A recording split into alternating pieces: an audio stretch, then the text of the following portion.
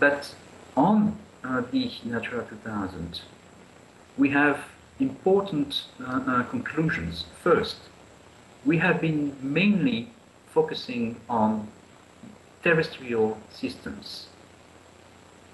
We haven't yet, and many countries know that, in particular, I'm afraid, Portugal, we are lagging behind in designation of marine habitats, in particular offshore habitats.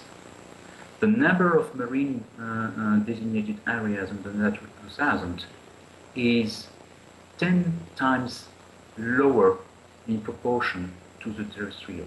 This is absolutely a huge delay in the objectives, in particular when we recognize today the importance of marine resources, which are under tremendous pressure. At the same time, we know that the financing of Natura 2000 is really posing a number of questions, and I've seen that in your agenda you're going to talk about it quite lengthily. At the European level, let's be clear, the total amount of money spent to help through the LIFE project, for instance, the maintenance of Natura 2000 site is less than 0.1% of the total EU budget, i.e. peanuts. And only 1,000 projects have been financed through this approach so far. And close to 100,000 hectares have been restored thanks to these efforts. Next slide, please.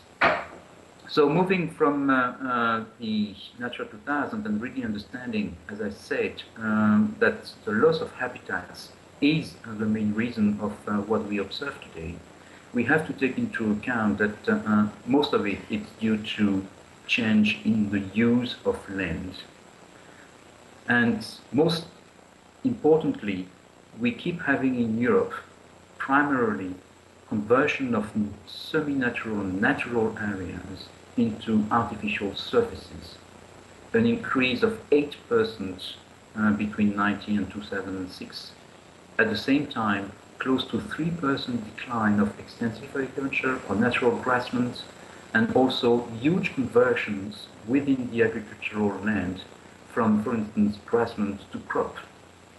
And if you connect it with land abandonment, for instance, then you end up in a situation where the uptake of artificial surfaces comes from 2/3 of it from arable land, and in particular, very fertile arable land, which is, of course, posing a huge problem in terms of high-value nature farmlands across Europe. Next slide. And this is not helping not only in terms of conversions, huge changes in the surfaces, at the same time, a huge increase of fragmentation. And fragmentation is, of course, a very important threat to having in Europe a green infrastructure, as we are talking about it now, in terms of putting in place a true ecological connectivity at work throughout European territories. Next slide. All of that comes to help us get a first approximation of how it really impacts on ecosystem services, thanks to the realization that our economies, our communities, our societies are completely dependent on a number of services.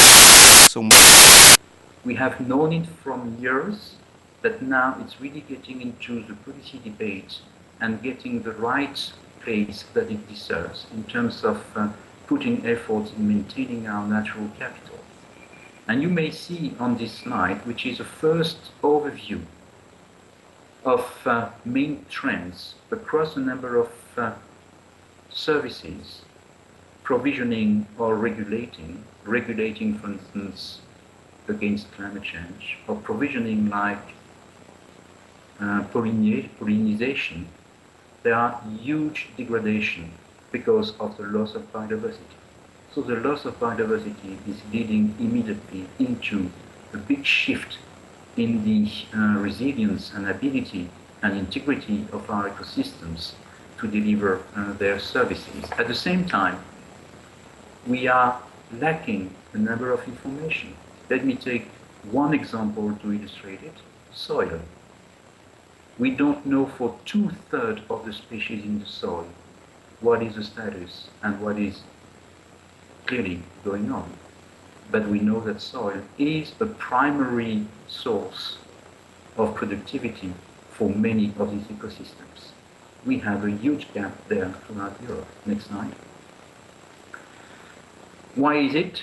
Because we know that today there is more and more concern in terms of following up on financial, economic crisis, where to put the primary investments. And more people are really considering that valuing ecosystem goods and services will be really the right way to address the deficit that we have in our economies today. But let's be clear, you don't go and value ecosystems, goods and services if you don't first and foremost recognize that it is important to maintain the ecosystems. Without ecosystems, you have no goods and services.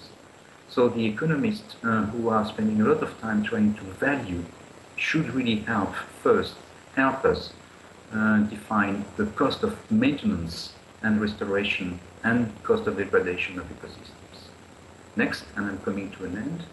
And this is now fully recognized in what is being proposed and what has been adopted, and I'm sure the minister talked about it, which has to do with the post-2010 biodiversity strategy for EU, which is under negotiation and which will be fully profiled and detailed after Nagoya. But you can see here that there is now a recognition that we are not only talking about biodiversity, we are more and more talking about the natural capital, putting attention to the goods and services from resilient ecosystems. Next slide. So there is a vision, short-term, long-term, which I think is definitely appropriate, but then the point is how to help monitor progress toward this vision.